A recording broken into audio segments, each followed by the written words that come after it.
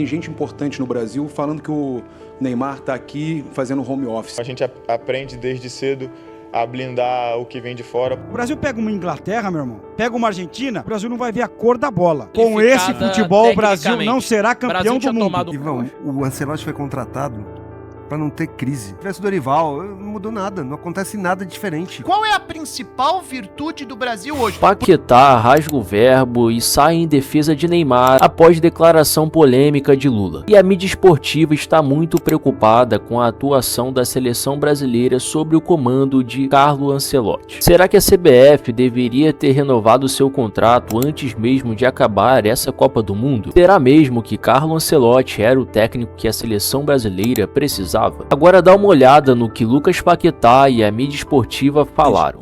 O que me preocupa nesse momento, o Carlo Ancelotti falou que para ganhar uma Copa do Mundo tem que ser muito bom defensivamente. E o Brasil tem dado muito espaço. A gente viu hoje 7 finalizações do Haiti, pelo menos 2 boas defesas do goleiro brasileiro. A do escanteio é uma defesaça. Defesaça. E eu vou repetir o que eu disse no primeiro jogo, porque o Brasil empatou no primeiro jogo, não jogou nada. O Brasil ganhou hoje, deixou a desejar.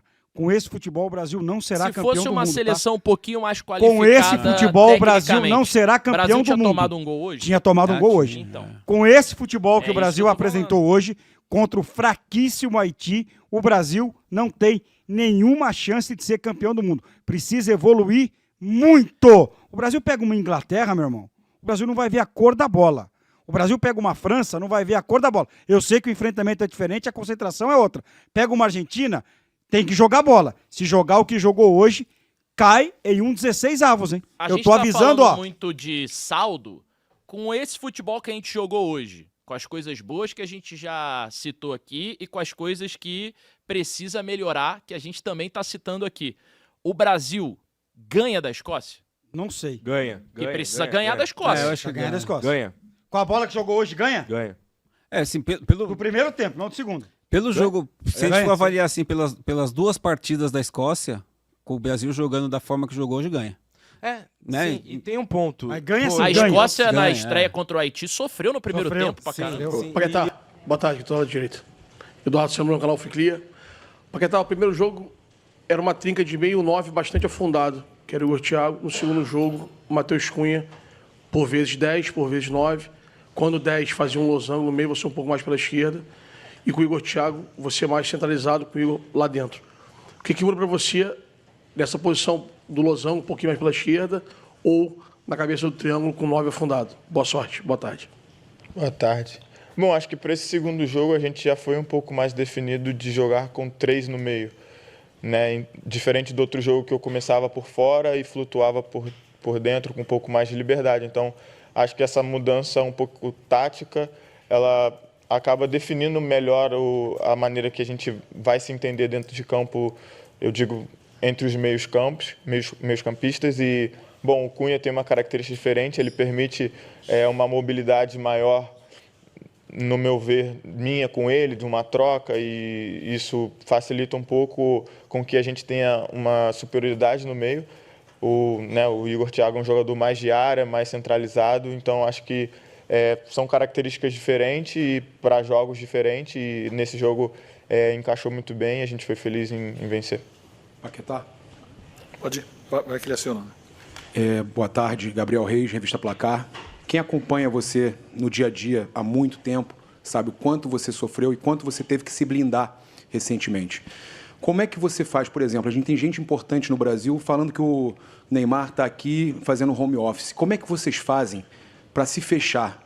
Se vocês usam isso para dar mais força, para se fechar ainda mais, se vocês ajudam uns aos outros, se vocês tentam blindar o grupo, como é que vocês fazem para lidar com esse tipo de coisa de tanta gente que deveria estar apoiando, mas acaba que não está apoiando?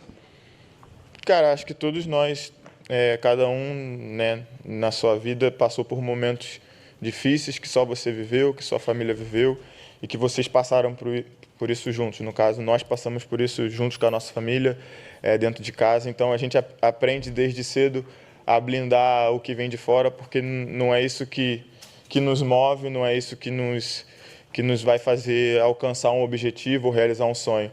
A gente sabe que é o trabalho, que é a dedicação, que é o que a gente faz dentro de casa, no campo. E, bom, a gente aprende desde cedo a lidar muito bem com as críticas, com as pessoas questionando, mas a gente tenta filtrar ainda assim o que pode servir de bom, de combustível, e seguir adiante com o nosso trabalho, fazendo o nosso, porque é assim que a gente conquista as coisas. Paquetá, aqui atrás, Paquetá aqui, Fábio Azevedo, da Rádio JB-FM. Como é que vocês lidam quando há comparação com outras seleções que já estrearam melhor do que a seleção brasileira, são favoritas, como França, como Alemanha, como Argentina? Como é que vocês lidam internamente com a crítica coletiva? Cara, a gente tem a cabeça muito tranquila do que a gente veio aqui para fazer. A gente quebrou um pouco as expectativas do primeiro jogo, sim, como todos sabem, a gente falou disso pós-jogo. A gente melhorou, trabalhou, teve mais calma. E eu acho que a gente tem que focar no que a gente pode fazer. Nós somos a seleção brasileira, nós trabalhamos para alcançar o objetivo de vencer mais uma Copa do Mundo. E, bom, a gente está crescendo na competição, já jogamos melhor o segundo jogo, pretendemos fazer ainda melhor o terceiro jogo. E, no final de tudo, se o objetivo for alcançado, nenhuma comparação importa. Eu quero fazer uma tem pergunta. muito questionamento. Lelê, é o seguinte, vou fazer uma pergunta para todos aqui. Alguém... Vamos lá, começando pelo Dentinho, posso? Pô, lógico, Ivan, fica tranquilo. Você foi dar moral pra ele, tá? Ele tava quietinho? Vai lá tomar uma água, daqui a pouco você fala. Mas é o seguinte, qual é a principal virtude da seleção brasileira com o Ancelotti? Cara, tá difícil, hein? Tá difícil, mas eu posso falar, o único jogo que o Brasil fez uma boa partida foi contra a Croácia. Você gostou do quê? Claro, o ataque se comportou bem, teve troca de passe, teve ultrapassagem, mas tá devendo, a seleção brasileira tá devendo, e hoje é o jogo pra animar todo mundo, hoje tem que se soltar. Ivan, o Ancelotti foi contratado pra não ter crise, porque é o Ancelotti, treinador... Para-raio, né? Um dos melhores treinadores da história e tal. A seleção não mudou nada. Se tivesse o Dorival, não mudou nada, não acontece nada diferente. Porque o ciclo da seleção é horrível. Respondendo a sua pergunta, Ivan, a única diferença da seleção é que ela tem um grande treinador. É isso, cara. Acabou. E outra, assim, se você perguntar, ele teve tempo de fazer? Também não teve muito tempo pra fazer muita coisa, não. São 13 jogos até aqui. Só que assim, a Copa do Mundo, pra mim, é a credencial que ele teria pra renovar o contrato. Eu não renovaria o contrato dele antes. Não renovaria. Eu acho que o ciclo da seleção foi terrível. Você tem o Ancelotti e não renovaria antes. Eu acho que esse negócio de tem que ter tranquilidade pro próximo ciclo, isso aí é conversa fiada. Eu acho que o discurso foi o seguinte, Dodô, é o seguinte, Ancelotti, você vai renovar até 2030, vê o que você pode fazer aí na Copa do Mundo de 26, porque aí nós vamos cobrar pra 2030, porque você vai ter 4 anos pra, não concordo pra com ajeitar. Será que todo mundo vai ter essa paciência aí? Será? A questão mais que o resultado mas ruim é é o uma seguinte, Copa. por quê? Porque o Felipe Kini fez uma pergunta pra ele ontem na entrevista coletiva, nosso ex-companheiro, meu ex-companheiro, né, que você trabalha lá ainda na Band, mas é o seguinte, sobre o padrão da seleção brasileira. E ele fala, não, eu não quero que a minha seleção tenha um padrão. A seleção brasileira tem várias facetas, né? Eu gostaria que ele se aprofundasse no tema. O que é que ele vê no padrão da seleção brasileira que nós não estamos vendo? Qual é a principal virtude do Brasil hoje? Porque o Danilo foi muito claro, um choque de realidade. É o seguinte, olha, nós não temos a maturidade de uma França, de uma Argentina, portanto, em determinados momentos, nós vamos botar a bunda lá atrás e vamos brigar por uma bola, beleza? E o Ancelotti fala, para ganhar a Copa do Mundo precisa ter uma defesa forte. Nós tivemos uma defesa forte nos últimos 2 ciclos de Copa do Mundo, e nós não ganhamos a Copa. Sim. Então eu queria que ele se aprofundasse no tema. O que é que ele vê na seleção brasileira que tá pronto e nós não vemos? E nesse ciclo, a defesa também não é essas coisas, não, né? O time dele em 13 jogos tomou 12 gols. É muito pior do que nos últimos 2 ciclos. Agora, eu defendo muitas vezes o Ancelotti aqui pelo histórico dele, um dos maiores treinadores da história, indiscutivelmente. O trabalho dele na seleção não é bom por enquanto, mas também não dá para condenar quem faria melhor.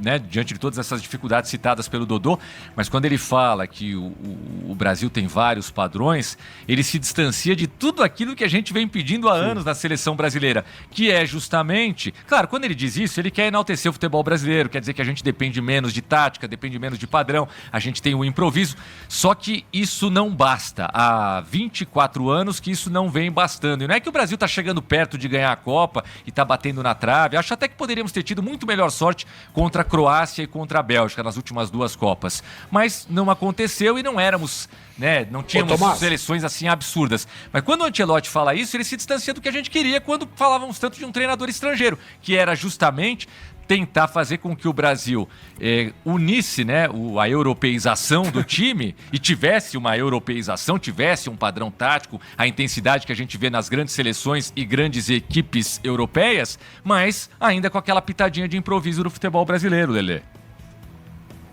Eu acho importante só a gente também destacar que tudo isso, entra técnico, sai técnico, a gente não conseguiu descobrir por que jogador vai bem no clube e na seleção é diferente. Por exemplo, vamos pegar a Argentina, tá? A Argentina nesse ciclo, o Rodrigo De Paul, ele tá escondido no Inter Miami. O McAllister, que é um cracaço na minha visão, ele não teve lá uma temporada muito de destaque no Liverpool. Mas esses caras, quando chegam na seleção, fazem o movimento contrário. Então, é muito curioso, né? Até perguntei isso pro Gabriel Magalhães, mas ele não sabe responder, porque ele vai responder o que é. No clube, realmente, a gente tá todo dia, a gente treina todo dia juntos, mas a Argentina também não treina todo dia junto. Ela junta os caras aqui, então mas esse time da Argentina treina há 5 anos juntos já, então, né? Eu acho que comparar com a Argentina, aí a gente tá comparando com uma coisa que a gente não vai chegar agora. E aí, eu acho que é um trabalho muito bem feito. Quando vai pro Inter Miami, não importa. Ele tava no Atlético de Madrid, ele foi pro Inter Miami, cara, quando chega a na seleção, Argentina tem um jeito de jogar, a Argentina tem uma consciência de competitividade que é um absurdo. A gente viu o primeiro jogo da Argentina. Cara, quem achava que a Argentina ia passear no Mundial... Como constrói isso, Dodô? Oi? Não entendi, Lê. Como que constrói esse nível de competitividade? Com qualidade. Não, assim, os jogadores da Argentina são bons. Eu acho que a comissão técnica é super importante. E a Argentina tem uma comissão técnica de caras experientes que lá, tá não muito só o Scaloni. tempo trabalhando. E os caras sofreram vários ciclos com a Argentina e os caras são vacinados contra isso. Eu acho que a mentalidade do jogador argentino é uma mentalidade que a gente tem que exaltar aqui, que os caras vão para a seleção e se dão a vida, e eles têm um Messi, cara, que isso é uma coisa que ninguém tem. Pode falar. Pode concluir. Não, eu ia falar, tipo, em relação a isso, né? A seleção brasileira, para mim, o Ancelotti, o que ele estava esperando da seleção brasileira nesse pouco tempo que ele tem?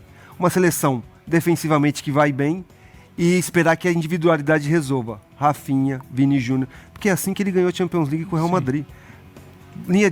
Linha baixa e se precisar jogar. Só que na Copa do Mundo, dificilmente você vai ter linha baixa. Não vai ter um monte de time isso que eu tô falando. Só que a gente não tem a qualidade e a coletividade que a gente precisaria ter. Então vai ter que apostar muito na qualidade individual dos jogadores que a seleção brasileira tem no meio para frente. Eu não quero ser repetitivo, mas como eu venho raramente nesse programa, eu posso falar um pouquinho a respeito disso. E eu falei outro dia no Papo de Craque primeiro tempo. O que mais me preocupa é a parte técnica, tá?